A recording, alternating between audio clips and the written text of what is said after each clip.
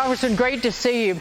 Thinking about that 10% tariff on China, what about implementing that in any tax reform bill that comes out of the House of Representatives? Across the board, I'm channeling my inner Larry Kudlow. Across the board, 10% tariff on foreign companies. That brings in revenue, potentially $500 billion. That would allow you, dear sir, to cut taxes here at home on corporations and maybe even individuals even more. What say you?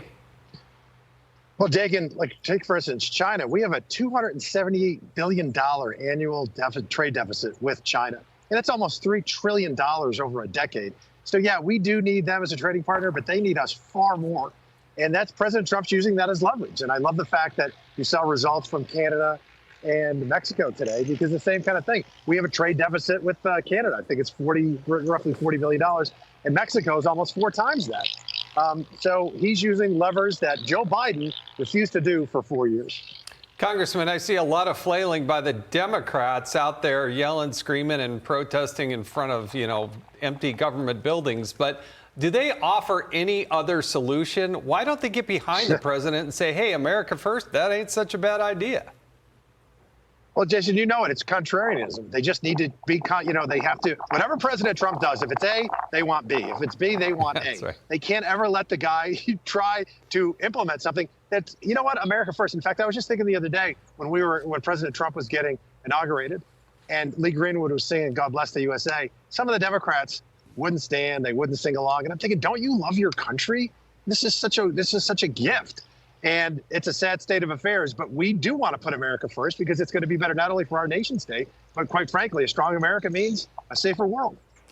It also, the Democrats' display in the last couple of days about the tariff proposal or the threat of tariffs on Mexico and Canada, which were directly related to stopping the flow of fentanyl across the border and stopping the death of Americans.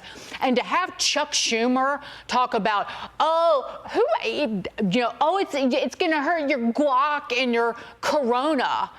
Senator Mark Warner called it, I think, the Super Bowl, Trump's Super Bowl tax. That just shows you how shallow they are and how out of tune with America's needs and wants are. Americans are not that shallow. They're such jerks. No. That is the disconnect of the limousine liberal.